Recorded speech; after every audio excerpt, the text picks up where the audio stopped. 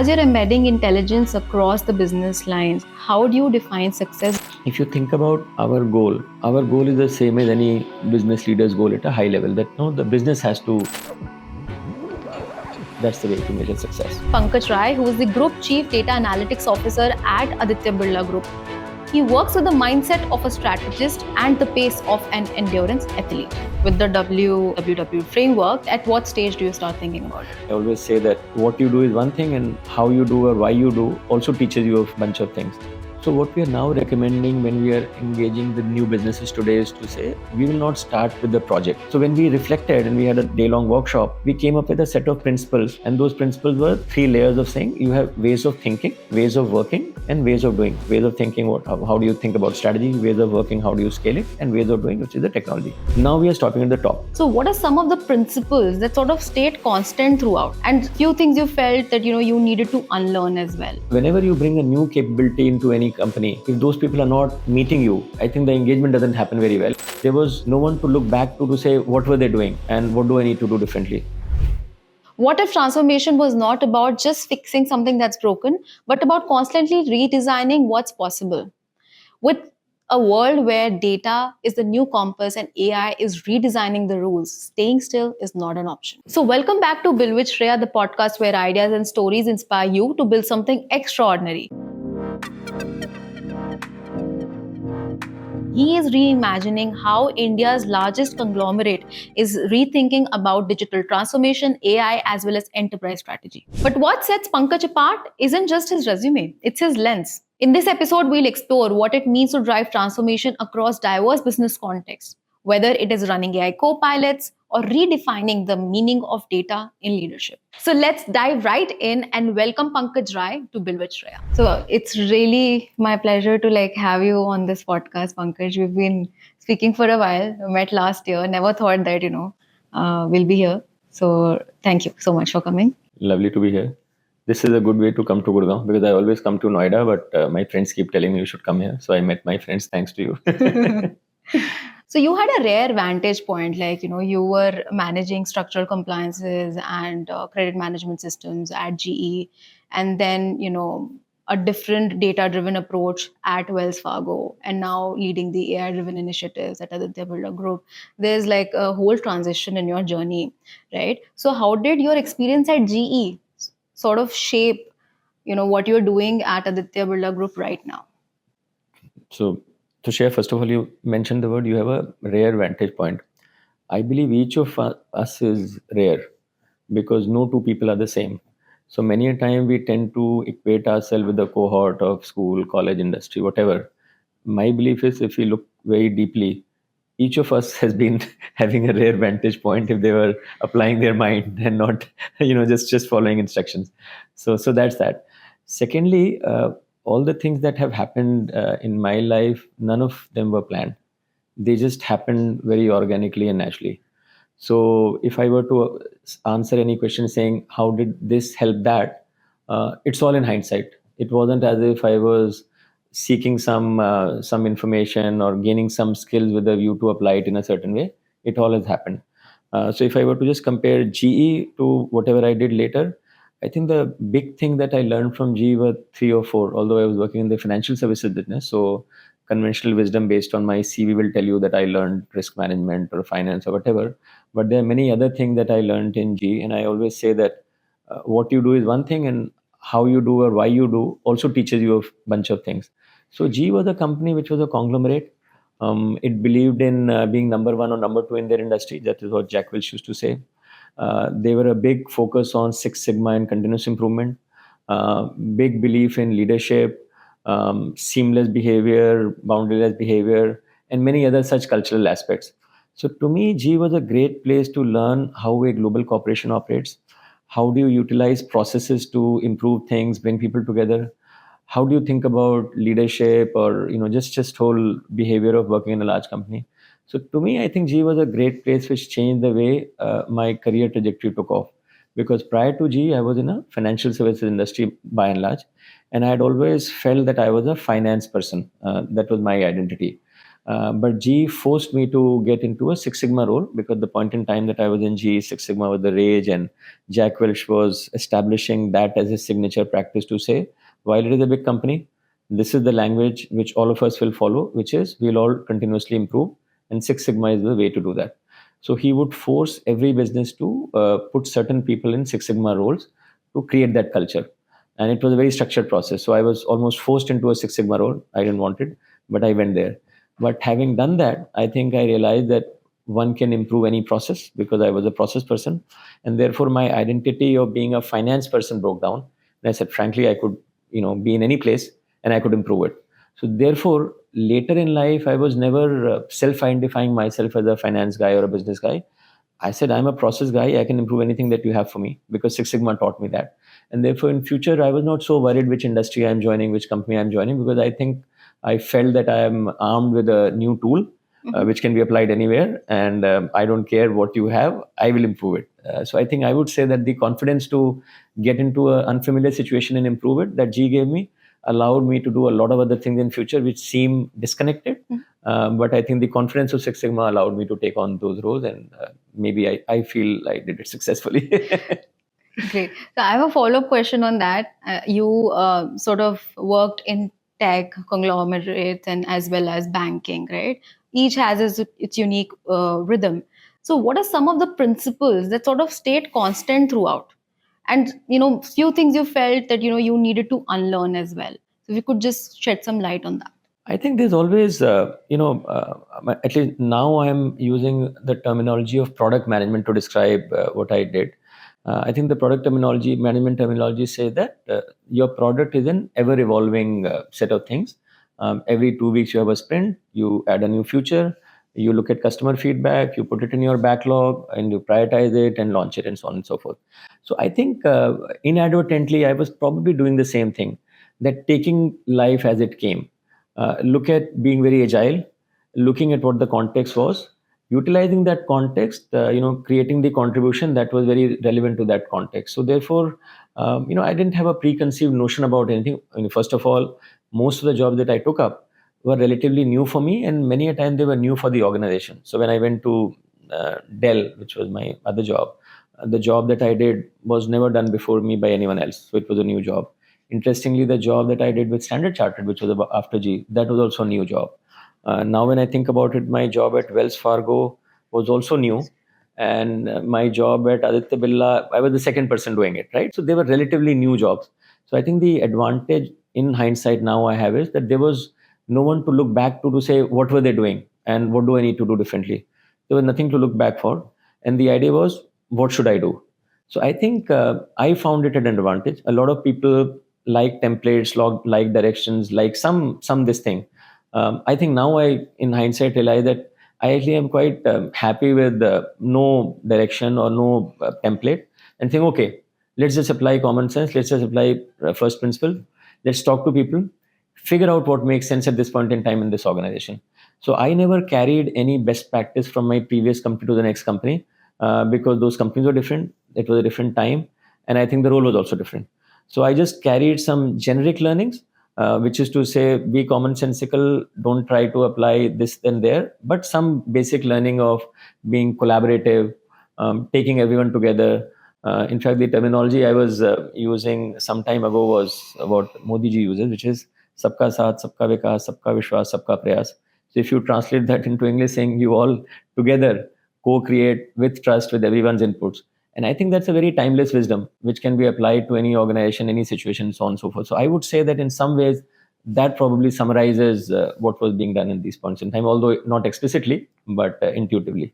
So at Aditya Birla Group, you're not just running standard global business services. In fact, till date, global business services are seen to support strategy. But how do you see global business services actually taking the forefront where they are driving the transformation, right? So at your company you are looking at different verticals. You're building intelligence systems for customer engagement in financial services, for operational excellence in manufacturing, for compliance automation.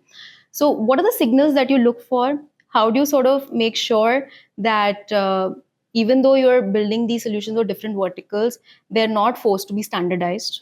Yeah. So I think it's always good to tell the story of Aditya Birla, because then it will clarify how I or my team have thought about some of these things. So I came to this role in 2021 August.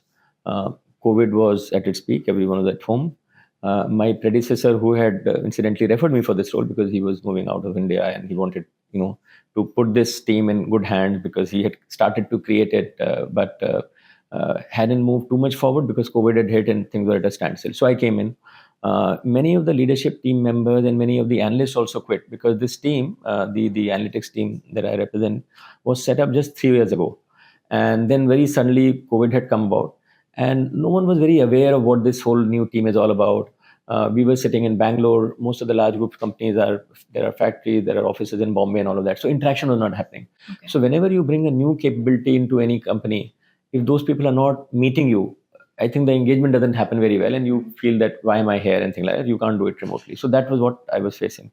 So the first thing we did was how to get everyone on board and meet each other and see each other, because most of the people hadn't seen each other. So we did an offsite in March, and we went to Bandipur. It's a place, it's a forest resort. So at least the first time everyone saw each other. So that is how we look at day zero, saying here is who we are and now what we do. So at that point in time, this was a new team set up with the idea that data is a key capability and we should bring that capability into the group. That was the purpose statement. But what the team had done was they had just met a lot of people and said, we are data people, we can solve your problems. So lots of problems were getting solved here and there. Someone was solving someone for Ultratech Cement in logistics, for Hindalco in energy, or for Aditya Birla Fashion in pricing or whatever, right? So lots of projects were happening. So we said, what should we do? So people said, frankly, we don't know what we can do. So let's for now just go across to many people, find problem that data science can solve, so that we can prove to them that they can solve these problems in a better way using data, and at least establish that this construct is useful. So that was what we call the first phase of our team's evolution, to say, just prove that this is useful, because a lot of people are saying our business is running, there's nothing wrong, my gut feel seems to work, nothing wrong, all of that, right? So we did a bunch of projects and we showed to them that this works. Having done that, we said, no, we are not here just to solve problems. I mean, this could be done by any other consultant. We are a central team, we should be doing something better than that. So we said, actually, what we have solved for them, we should teach them so that now they can do it on their own, because then you are acting as a coach in building capability. So we started sort of coaching them. We created some technical components which were productized, which could be given to them. They can be reused by others. So slowly, from doing point problems using data science, we started to think more about platforms and reusable components, to say you can train them and you can give it to them and other people can also use them. And then how much should you spend for it? The funding part started to come along. How do you scale to other companies, other plants? Then some people said, how did you choose this problem? Why not something else? So the strategy part came along. Then people said, can we do this, that? So net, over 2 or 3 years, going through this process, we said, what have we learned from this experience? Can we distill all of this into a framework that all of us can converse with, and all of us can also take it to other people and say, this is how we work? Because you can't say we are data people, we just solve problem. That's not a useful statement at a later stage in your journey, because you are a central COE. So when we reflected and we had a day-long workshop, we came up with a set of principles which we said is what we are really doing. And those principles were 3 layers of saying you have ways of thinking, ways of working, and ways of doing. So we said this is a 3W framework. Ways of thinking, how do you think about strategy? Ways of working, how do you scale it? And ways of doing, which is the technology. In these 3 layers, we had some boxes. So imagine a framework. Ways of doing is data science, data engineering, data architecture, all the technical part. This is what we had hired our people for. But what we realized was just doing this is not good enough. In order to drive long-term change, you need the other 2 components also. Right. So the ways of working had talent capability, which is you coach other people to do these things. So training and coaching and org design and hiring became a topic. Then there was funding. How much should you pay for it? Who pays for it? And all of those types of things. So funding became another topic. Then it was related to ecosystem, because we were doing a lot of work with startups and others to say, who do you choose? How do you do partnership? And then there was adoption and scaling, saying, how do you now take it to 10 other people? So these 4 boxes are identified as things that we should consider and develop those muscles for ourselves and for our group companies. On the ways of thinking part, we had strategy and we had innovation and research and AI maturity. Strategy meaning, how do you do workshops to define a set of problems which are the high priority problems which AI can solve? So how do you do that? So we had some frameworks for that. We had examples for that. How do you keep researching on new ideas, new areas, new LLMs, external data, all of that? So research and this thing. And AI maturity was, how do you measure the capability of all of this and keep maturing? So net, this 3W framework has come to become a common language among us to say, if you're working with a company, you said, these are the 10 muscles that we have to build for you. It's not just the technical muscle. What's your strategy? Are we using some innovative solution? Are we, making sure that we have the capability and all of that? So we are saying, we as a central team will develop all these 10 muscles, which will make you far more capable to do what you do. And this is how this thing is. For our own people also, we are saying, if you're an individual in our team, while you were hired for the technical part, which is the ways of doing part, you got to acquire these two sets of knowledge also. Because if you have to become better at doing it, you should understand the strategy part, the innovation part, the talent part, and all of those things. So in one way, we are telling them that, this is science, this is commerce, and this is humanities. So you have to become a full stack human being. You just can't be a full stack developer, which is what our team members today think of themselves. We are saying the science part is good. I mean, that's great. That's a piece of code. But this is likely to get automated very soon. So the value will come when you can understand the commerce of it, and you can also understand the humanities of it, which is really the strategic part. What is worth solving? Is it commercially relevant? And therefore, how do I solve it? And for me personally, when I look back, my first job was strategy. I started off in consulting. Next was banking, which was the commercial aspect. And then came data analytics. So my lens always has been, what's the strategy? Is it commercially relevant? And now let's use technology to solve it. Unfortunately, a lot of people that I hire now, they've come straight into this team. So they start at the bottom of the pyramid to say, I know how to solve it. How do you develop the other two, which is the commercial aspect and the strategic aspect? So that's how this 3W framework is also serving as a benchmark for people to make themselves capable and also to develop capabilities in our businesses so that they can also become full stack businesses, so to say. So that's Yeah, I think that's one of the things that I was wondering is that with the WW framework, how like the problem that needs to be prioritized and solved sort of starts from the bottom, right? And like the how part is sort of how to like figure it out, but the commercially relevant part is more up the pyramid. So how do those decisions sort of tie in together? At what point do you start looking at commercial viability of the problem identification, how part, and then sort of seeing how this is going to be commercially viable? So at what stage do you start thinking about it? So what we are now recommending when we are engaging with new businesses today is to say, we will not start with the project, which is what we started earlier because we didn't know any better. So we went to anyone and said, you have a problem, we'll solve it. So we started at the bottom. Okay. Now we are stopping at the top. So recently we are engaging with our trading business. So our team is going to do a workshop with trading to say, and trading could be anything. It could be aluminum, it could be pricing, whatever. So we are saying, what's your business strategy? See, every business will have some strategy that in 2 to 3 years, this is what I want to be, this is what I want to achieve. In that business strategy, there'll be some levers to say, how do you achieve that? So in Hindalco, we know, for example, improving your downstream business is an important part of the strategy. Within that downstream business, having a better pricing mechanism to price it is another internal part of the strategy. Right. In our Ultratech cement business, improving energy conservation or improving our logistics cost are part of the strategy. So every business has a goal, and in that strategy, there are some levers to achieve that goal. It could be reduction on cost, finding new markets, new customers, new ways of doing business, and all of that. So one, we work with the business to understand what are those business priorities, and within that, which are the ones which AI and data can solve. So pricing, great place for use of data. Yes. Using digital twins to improve the energy conservation, great place to improve energy cost. Using data to solve a transport optimization problem. So there's a lots of places where we say, oh, for some of these things, I think data and AI can help us. And by the way, because we have a lot of background knowledge, we say, oh, this we have done there. Why don't we utilize that with some modification to you? This we have done in this company. So being a conglomerate, last 3-4 years, all the projects that we have done, we've also converted them into reusable components. And you're saying, oh, you can sort of mix and match, utilize what is already there, and certain things could be new for you. So let's pick up something new and innovative which can change your business. Let us as a central team work on that. So our team now kind of works as a R&D team to say, if there are difficult things which are high risk, which you on your own may not do, is where I think we should come in. Let's do those experiments. Let's try out, maybe fail some. But over time, if we can create something totally new for you as a business, that is where the benefit is. So net, it's a workshop. through that identifying a set of priorities that data and AI can solve. Some things can be done by them on their own. Some can be reused from other parts that we have done. Some others which are very high risk is where we would say, let's work on these. All others can be done. So that's the approach that we are doing. And over these years, I think this approach has evolved because as we have become more experienced, I think we do things differently. Like I said, in the first year, we are just doing projects. Second, we are trying to convert some of those projects into reusable platforms. Now we are becoming far more inclusive to say, let's look at it in the entirety of strategy, operating model, and technology, and not just this. So I think we are also learning and evolving. And this year we have picked up two new themes also as a central team. We said, using behavioral science, can we do something which we had not thought of? Using external data, can we do something? So we are also saying, what is it that a central team can do uniquely that each individuals can't? So clearly, using all kinds of external data is a good thing for a central team because you can access all kinds of data. Maybe the financial business is using Bloomberg, someone else is using something else. We can see all of it and say, how do we use all this to do something new for all of them?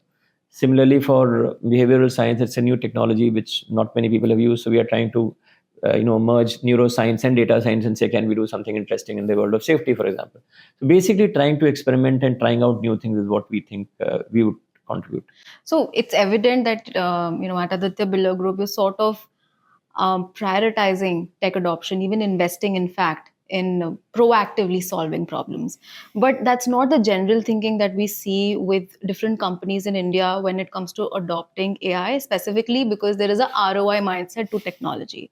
Like, what will I get if I implement this? For example, AI solutions use a lot of GPU, TPU power, and so there's that sort of a mindset existing. Do you see that changing very soon? If yes, what will force that change, and what can bring about that change in mindset of business owners, of company owners, to look at AI as an investment for the future rather than just something they get a return from very immediately? Yeah.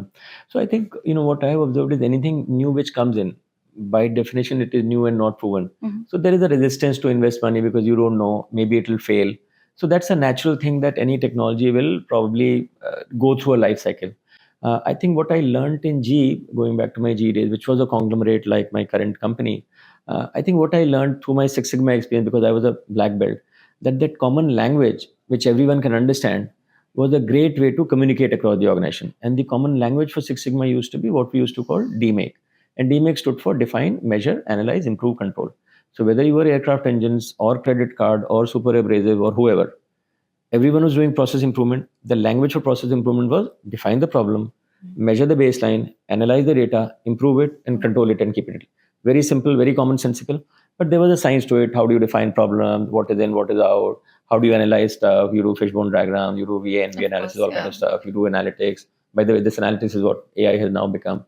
Then you improve that process and you control it. So I think that's what I learned over there. So that's how we said that if you have to, be in a conglomerate, you got to create a common language.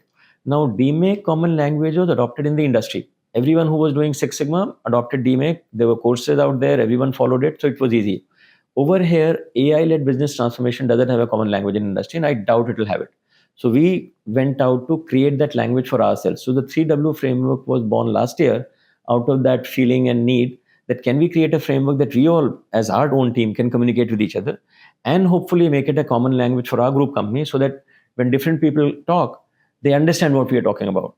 And to give you some examples of some of those, other boxes which are non-technical in nature, because the technical boxes is a piece of code. You can take it from here, transport it there. Some of the other are frameworks and examples. So in one of the companies, that funding box, the team said we have to do a lot of experiments, but we are a traditional company. Our CFO, doesn't sign off when projects fail. He said, I gave you money for 2 projects, they failed. I'm not going to give you money. So they come back and said, we have now created a new model to say, let's say a strategic priority for this year is energy cost reduction. Let's assume energy cost reduction is 100 crore rupees opportunity. So they will agree with the CFO that this is an opportunity, we all agree. We will spend 2 crores on this opportunity to try something new, maybe with 10 startups at, let's say, 20 lakhs each. If you're doing 10 experiments, maybe 6 of them will fail, 4 may succeed, and they will give you the benefit. So it's almost like a VC model, not very difficult to imagine, but it was not something which was being done in a traditional company. So the CFO said, fine, I'm not going to check each project of yours. Take the 2 crore, do 10 experiments. As long as you can generate whatever benefit, I'm fine. So I'm saying it's a simple example, but now when it was done in one place, We said, it's working in that team. That CFO has signed off. Why don't all of you copy it? So basically, we are trying to create examples in one place and then reusing it elsewhere, not just the technology, but good practices. Similarly, on the talent side, what we did with one company was we got some people from the factories to our team for a 6-month internship. They would sit at our team, work on projects. Now they've gone back. 3 batches have gone. So we are telling other companies, look at them. They have been sending So people. leading by example. And creating these good practices which can be copied. So net, all those 10 boxes in the 3W framework are reusable components. Some are technical, some are frameworks and example. And the idea is if a new company comes on board on a new team, we said, this is already there. You can pick and choose, and some new thing will work with you. So we are trying to use the existing knowledge for new companies and then doing new things for them, which has not been done before. So ideally, at all levels, you're basically creating playbooks, perfecting those playbooks, and then using those playbooks to create new playbooks. Yes. So that's how I understand. So your team is also developing different kinds of AI chatbots, voice bots. How do you prioritize developing it more horizontally versus focusing on like domain specific tools? Like how do you go about strategizing which tool to sort of be more across the conglomerate and something that's probably more vertical focused? Yeah. So I think this is the way we are thinking, that if we are as a central team, what are some of the things which will be used everywhere, right?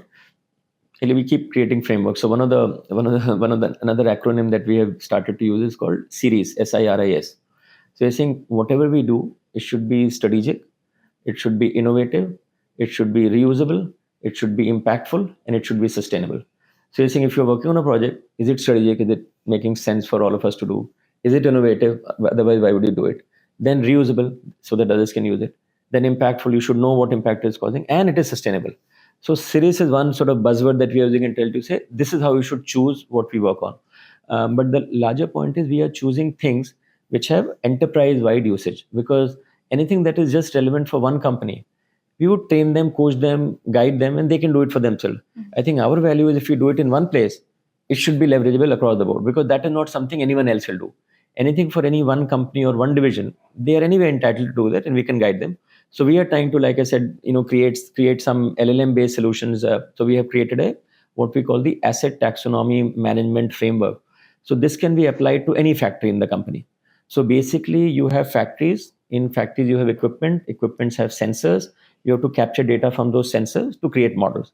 So we have now created a simple way of an asset taxonomy where you can transport a model from one factory to another using this syntax layer in between. So this is something that no one else will want to do it, but as a central team we can do it. So we are trying to create those things which have enterprise-wide usage, and that's the way to prioritize things. So, as you're embedding intelligence across the business lines, how do you define success beyond the cost element, standard cost, or SLA metrics? If you think about our goal, our goal is the same as any business leader's goal at a high level, that the business has to have improvement. In fact, the analogy that I'll remind myself all the time is when I was in Dell, I was again running a data analytics team. Those days, how AI is, big data used to be the buzzword in those days, and everyone would say big data, just like we use AI today. So I had a first slide in my presentation. Hadoop and everything. Yeah. So the first slide in my presentation used to say, no one is interested in big data. Everyone is interested in big results. Michael Dell. I don't think Michael Dell ever said that. I had said it, but I tried to give some weightage that people should read it to say. So netted, the idea was, unless you can articulate the result for the business, there's no point in using big data or AI or anything else. And that is where I think we are trying to make sure that people understand that the rubber hits the road when there's a business improvement. So the business KPI has to make an improvement. So when we do all of these projects, one, we create the reusable components and frameworks and all that. But one of our goal is that impact, that series may that I. What is the impact? So this has this improved the KPI of energy, transport, customer satisfaction, whatever. So while we create some artifacts, which is a reusable component, which is of course an IP for the company, but they should result in something for the business. So we don't want to keep creating artifacts which don't result in outcome. So that is a big part of how we measure ourselves, that business has to improve. In improving the business, have we created something which can then be used elsewhere as well? That's the way to measure success. So, how do you prevent transformation from becoming a series of disjointed initiatives? How do you approach transformation that compounds over time?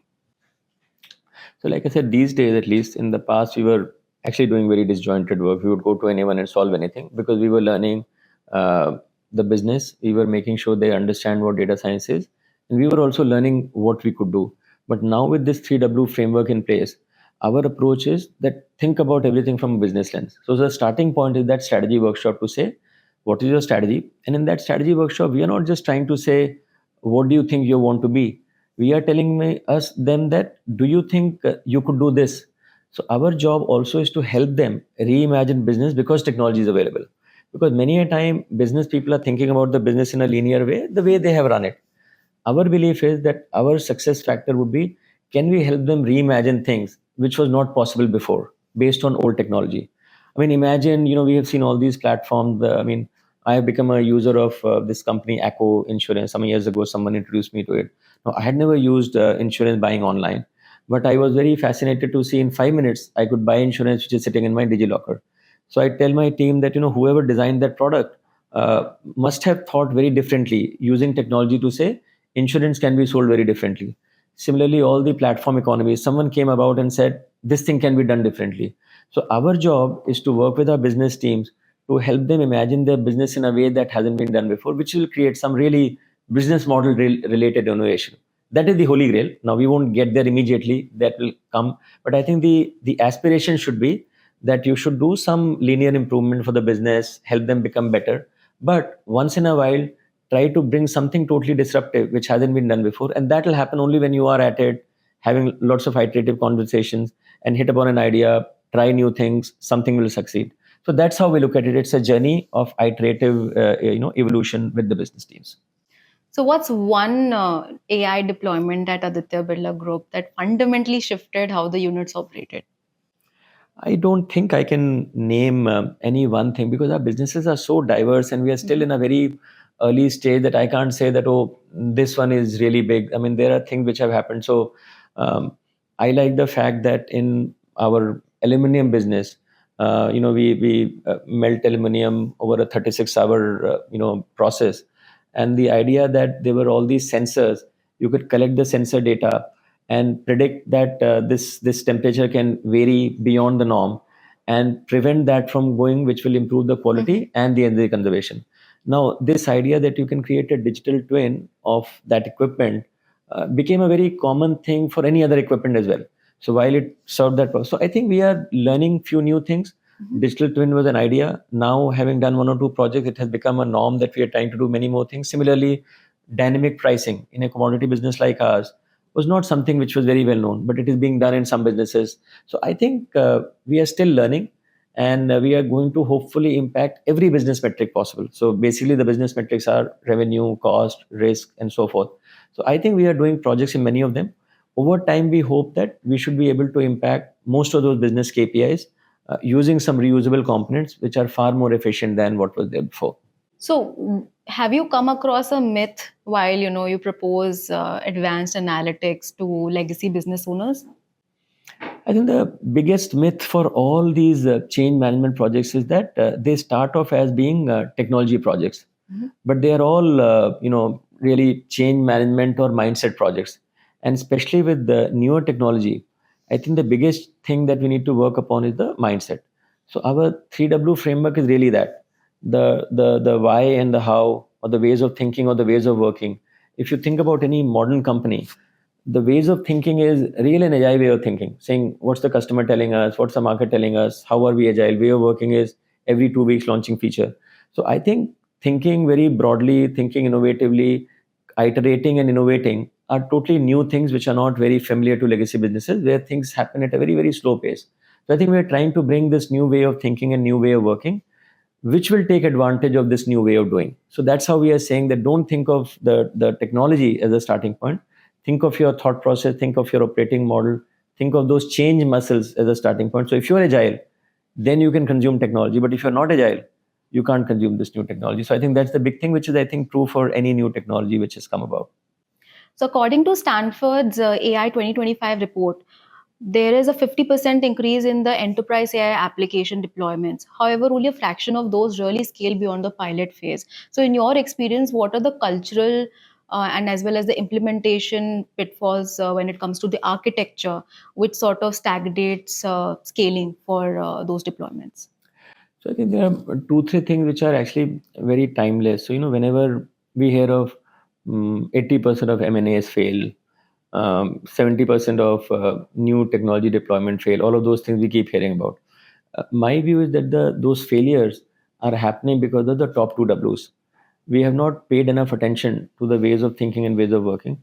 So in our case, now that we are starting with the strategy, starting with developing the operating model of who's the talent, what's the funding, and then doing technology, I think failure is getting very minimized, or failure is happening at a more tactical level, and then you pivot and do something else. So I do think that the all those failures historically have happened because we have not, acknowledged that change management layer, which means is it strategic, does it make commercial sense, and how do you do it in your day to day work? And in many cases, people make it a technology project and start working at it, and then it fails. I mean, we have seen in even the traditional technology that you have ERPs or you have created some new software and no one is using it because you thought you have to just implement a software. But actually, what you required was to change the way people approach doing their business, which is the problem that you should solve. So I think defining the problem at a more full stack level, which is the whole change layer included in your problem statement, is something which is not often done, and we hope that that can be changed. I think the second thing which has happened today is that the cost of experimentation has become very low. So because you can try things very quickly and at a low cost, and there are enough vendors trying to do pilots with you, failures even higher, or at least failures appear to be high because people are experimenting a lot more with various things and they are not working out. And since the cost is low, people are living with it. So I think that there's an opportunity to be far more thoughtful about it and apply a process where you can be more lean and less wasteful and do things which will probably be first time right and not necessarily be so failure oriented. So you've led global teams and built like centers of excellence. So what do you think are the top 5 underrated skills that leaders should adopt, especially when technology is transforming even faster than org structures? Right. So when I look at working in global environments, there are three variables in our work life, which is people, process, and technology. So let me pick up each of these three and share with you what I have learned. So usually in a global environment, because people are from all different places, many a times you haven't met them. So for them, the people element is sort of relatively less. They're far more process oriented. So they'll follow the process, may not necessarily get into the personal relationship part of it. But in the Indian environment, typically you are more people oriented. You may not follow the process and all of that, right? So between the people and process, these two variables, I have seen a very interesting thing. I think the opportunity I have seen that even with people globally, I think if you make personal friendship and understand each other, it helps apart from being process oriented. Similarly, for people in India, while having good friendship, which is the starting point, I think putting in processes helps. So I would say if you are working in a Indian local company, which is very people oriented, which is great, but you ought to create processes because that is what will sustain. But if you're working in a global thing, you will probably start with the process because they already have it. But there you add the people element of it. It'll actually make the relationship better, more flexible, and more this thing and more personal rather than just this thing. So that is the people process. On technology, what I have seen that in India we are very tech savvy. For everything, we want to have a quick fix tech solution. While that is not necessarily the case when you deal with folks in the US and elsewhere. So I think it can be an advantage where that is essential. It can be a disadvantage because many times our folks over here will try to fiddle with things too often where it doesn't need to be fiddled with. It can have other implications elsewhere. So we have had many a time people have changed something, not realizing that that change can have other ramifications elsewhere in the enterprise and so on. So those are the sort of softer things which I have learned. But I think the basic thing is I think human beings all everywhere are pretty much the same. They have the same aspiration. They have same family. They may have some variation in the way they think. So I do think that if you get to know people at a personal level, understand them, I think it's always good wherever they are. So you were a long distance runner. And so you know how to commit, pace, and finish. And that discipline shows off the track as well. So how has like endurance running helped you in times when the projects are like long, complex, and it might take more than a quarter or an year to finish? I think the nature of work that I have done, and I don't think I was choosing it, but fortunately they were roles which were actually long term oriented. So my own nature, which I think long distance running is my nature, I like things which take time, which require patience and so on, has also worked because my roles have been like that. So my roles were all change management type roles. My role in Dell was a data science team, and Wells Fargo the same, all of that. So I think somehow I have been fortunate to do roles which were leveraging my strength, or they were aligned to my strength. But I don't think anything is an advantage or disadvantage. It depends on the context. Let's say I was put in a role which required quote unquote sprinting in the business, then I think I would have failed. So I don't think there is any inherent strength or weakness. I think marrying your characteristics with the environment is what we need to do. So if you are a wicket keeper, be a wicket keeper. Don't try to become a batsman and things like that. So I think what I have learned is that each of us have some unique strengths, and it's in our interest to figure out where those strengths can be highlighted and move away from places where those strengths are not relevant. And many times we are unable to do that. In fact, our training system forces us to learn things which we are not good at. So we are training ourselves on things which we are bad at, which is actually counterintuitive, because ideally you should get trained on things that you are good at. Almost like saying Tendulkar should be learning cricket and Tiger Woods should be learning golf, and not vice versa. But many a time inadvertently we are teaching people what their weaknesses are, not helping them enhance their strengths. So I think there's a book called Strength Finder by a company called Gallup, which is a human resource company. So they believe in what they call Strength Finder. So you can take a test, Strength Finder. They believe that there are 34 characteristics each of us have. It's like wo 36 gun. So top five is what you are good at, bottom five you are not good at, and they advise that whatever you're good at, choose roles which use that. Don't do roles which require your weaknesses to be leveraged. So that's how I think that we should think about identifying and leveraging our strengths and choosing roles which require that, and moving away from things that don't, or get other people who can cover for you. So, how did you go about identifying your strengths in the first place? Was it very early on, or was there a juncture where you felt you had two choices, maybe, and this seemed like the way, and that's when you realized? So I have lots of frameworks about life and my experiences. All of them were created post facto. So my life was lived on gut feel. But having done that, now in retrospect, I have created frameworks to explain what has happened. So I can't claim to say that I knew anything at all. I think based on some gut feel, things happened my way and they turned out to be well. So I will not claim to say that I was very foresightful and I knew what was going to happen. Somehow I think I was lucky, or maybe I was malleable and agile and was able to adjust. But yeah, in hindsight, some of the things that I'm saying is what I have learned, but I won't say that I was applying it at that point. And maybe intuitively I was applying it, but I didn't know that. But I do think that if you apply it with some thought and reflection, it might be better. So the fact that I didn't apply it doesn't mean you shouldn't. The reason I keep creating this framework is that I've learned some of these things. Try it out. Maybe they'll work for you. And if you apply it early on, maybe you'll have a better chance of success. Maybe I was lucky. Just like any other framework that you can do process improvement, but if you apply DMake, there's more chances of doing that improvement better. Maybe you can let AI let transformation on your own, but maybe if you apply 3W, you'll do better. So to me, the frameworks and mental models are hopefully allowing you to do it more consistently rather than not. So, in your perspective, how will enterprise architecture look like in 2030 if it were to be developed ground up and not just like modernize what we already have? How will roles like chief data officer or transformation head evolve in that kind of a setup? Yeah. I think today, if anyone is able to predict that future, they'll be either very rich or very, very wise. So I don't know. But whatever I'm hearing and seeing is that folks are saying that eventually this whole agentic AI, which is agents doing tasks, might end up becoming the norm, which sounds logical to me. That if you are able to create agents which can do specific tasks, then maybe the architecture doesn't need to look what it looks today. But what that path will be, in which industry, all of those things, I think it's very hard to predict.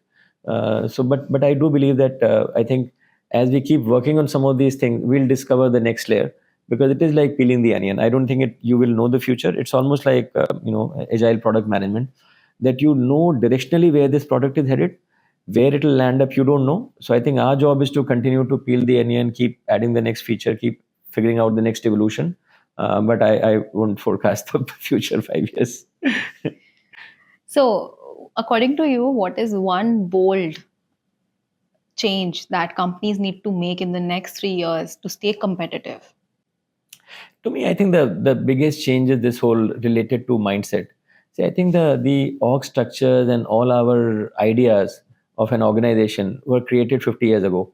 The hierarchies, the talent management, the compensation, the processes, everything. I think this whole new technologies are allowing us to do things in a very different way.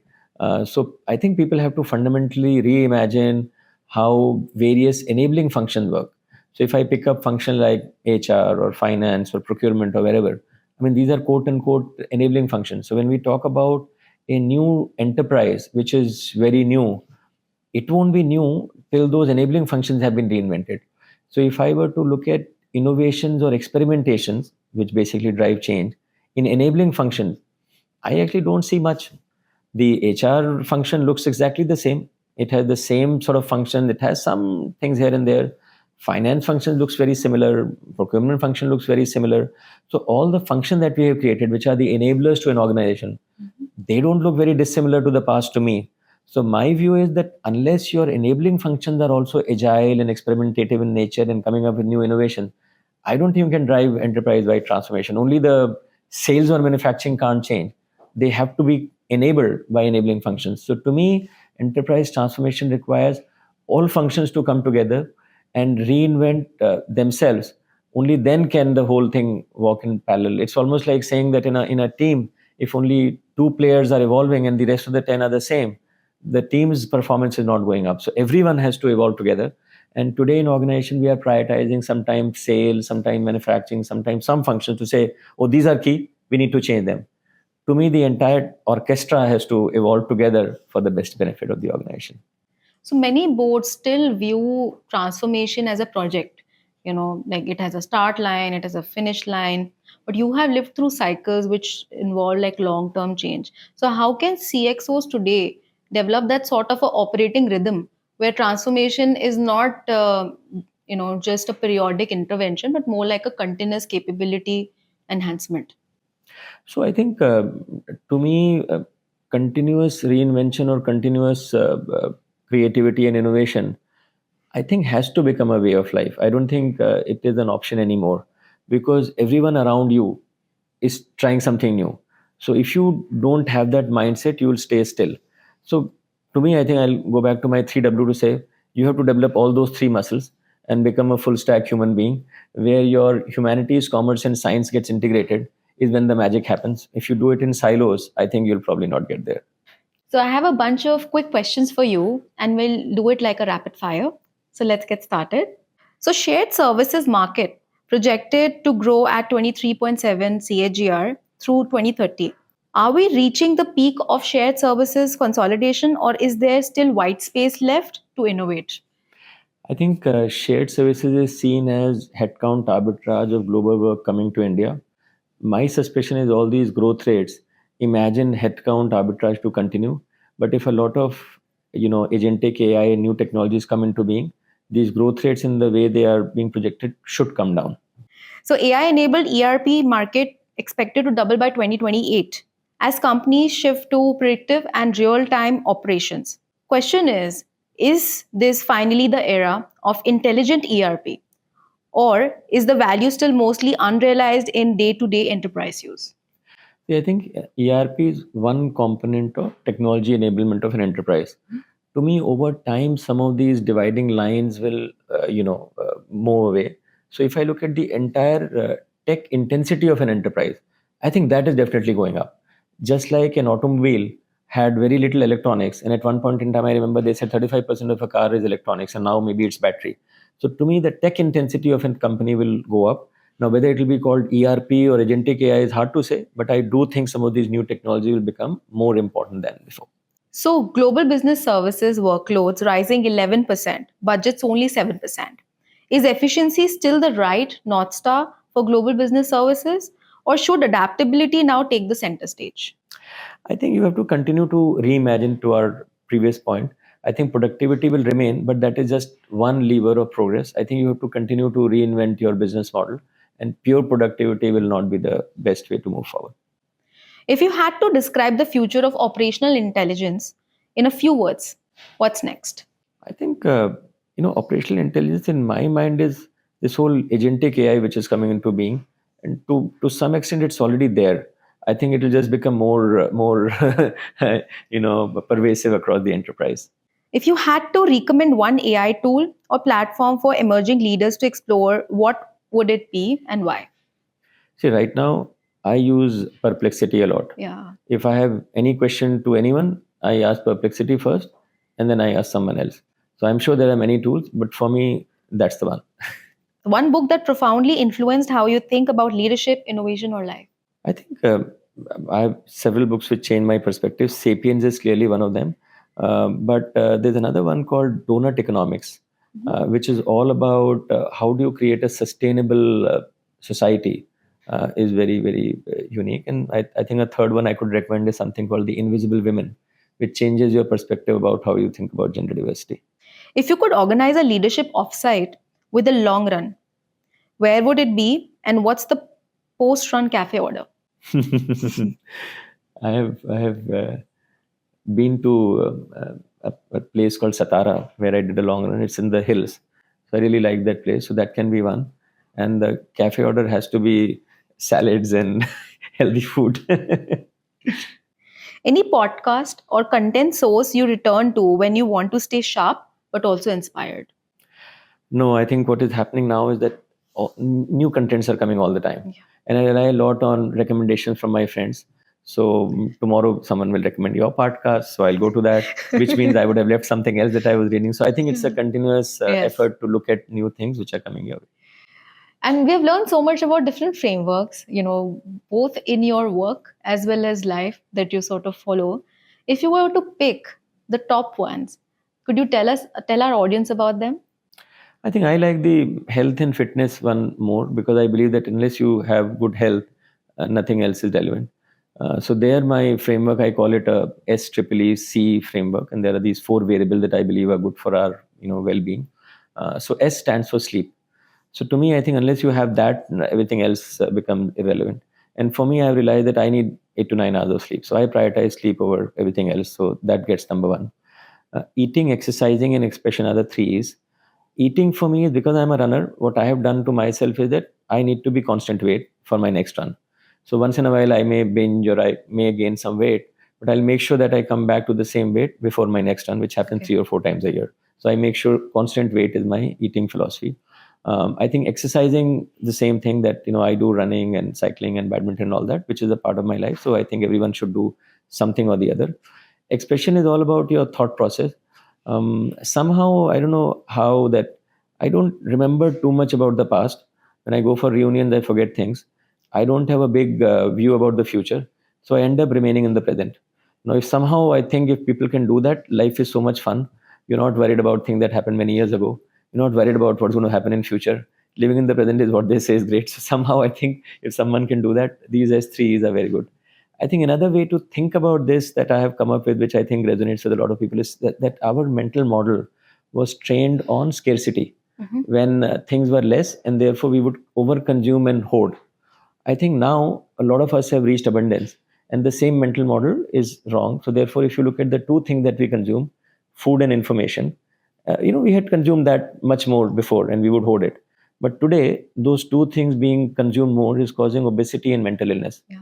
So I think that we should be dieting on both food and information. Well, that's a really good insight. And if I were to, ask some ideas or frameworks for leaders who want to innovate in their own space, let's say, or the other set of people who want to solve problems for other industries, what comes to your mind?